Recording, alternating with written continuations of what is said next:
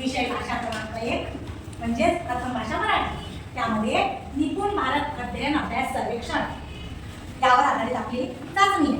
तर आपली चाचणी आता लेखनावर आधारित आहे. लेखनामध्ये मी तुम्हाला काही प्रश्न दिलेले आहेत. त्या प्रश्नांचं तुम्हाला लेखन करायचं आहे सांगितल्याप्रमाणे. तर आता पहिला प्रश्न कोणता आहे? वर्णमाला लिहा. आता इयत्ता पहिलीपासून तुम्ही वर्णमाला शिकलेलेच आहात. तिथूनच आपली सुरुवात झाली. तर कोणाकोणाला येते वर्णमाला? शाबास. चला लिहून टाका वर्णमाला. कोणती 5 अक्षरे लिहा, 10 लिहा, किंवा ज्याला पूर्ण वर्णमाला येत असेल त्यांनी पूर्ण वर्णमाला लिहा. चला लिहायला सुरुवात. बोलायचं नाही. वर्णमाला लिहायची, त्यामध्ये स्वर व्यंजन काय लिहायचं आहे तुम्ही लिहून दाखवा. 5 अक्षरे लिहून झाली का? हो. त्यानंतर दुसरा प्रश्न कोणता आहे? वाक्य तयार करा.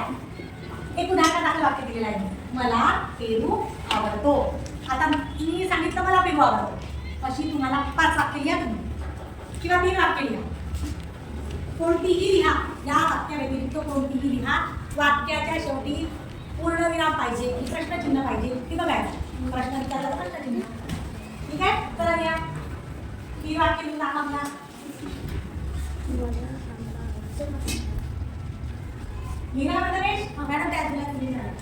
त्यानंतर कोणी कोणी लिहिलं आहे? गुड. लिहून झालं का? त्यांचं तुमचं लागवड करा. गुड. ठीक आहे.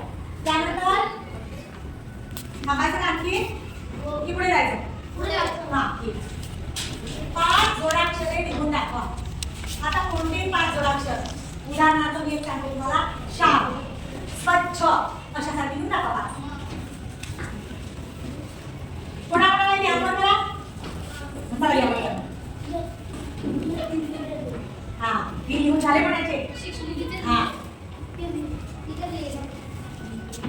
बघणार आहे की तुमच्या बाहेर बघणार आहे. त्यानंतर विराम चिन्हे द्या. आता तुम्हाला परीक्षेला प्रश्न येतोच, आता पण आलेला मागच्या परीक्षेत. तर वाक्य दिलेलं राहील, त्यामध्ये पूर्णविराम, स्वल्पविराम, प्रश्नचिन्ह, अवतरण चिन्ह, एकेरी अवतरण, दुहेरी अवतरण असं तुम्हाला लावायचं आहे. तर आपलं वाक्य कोणतं आहे? बघा इकडे माझ्याकडे सगळ्यांनी. राम म्हणाला तू कधी येणार आहेस? यामध्ये मला पहिले तोंडी सांगून दाखवा तुम्ही.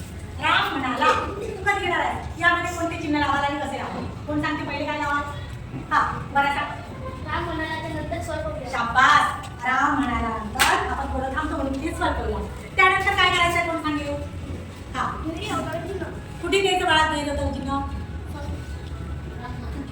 तुझ्या डोक्यावर बाजूला. हा, दुहेरी अवतरण चिन्ह आपण इंग्रजीतले 66 असतात ना, तशी बारीक छोटीशी काढायची.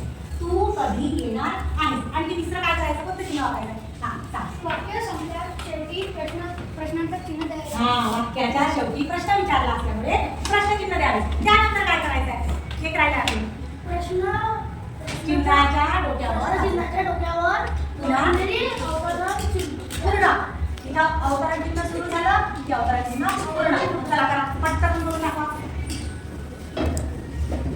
केलं बरं का? शाबास. या मुलाचं रेडी आहे. अरे वा, व्हेरी गुड. छान.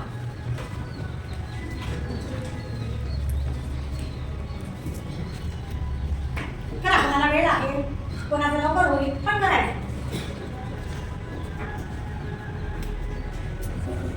त्यानंतरचा आपला प्रश्न आहे, आपल्या गावाशेजारी 5 गावांची नावे लिहा.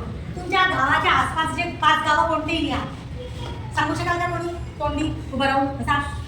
वाणी, दिवसा, वरुड, शेळे, वरुड, अधिक कुसली. हा, म्हणजे कुसली, अधिक सातनूर. चला घ्या, बरोबर सांगितलं. तर अशा प्रकारे आता जे तुम्हाला लेखन दिलेलं आहे त्याने तुमच्या वह्या तपासणार आहे. व्यवस्थित लिहायचं आणि मग त्याच्यावर गुण मिळणार आहे. ठीक आहे?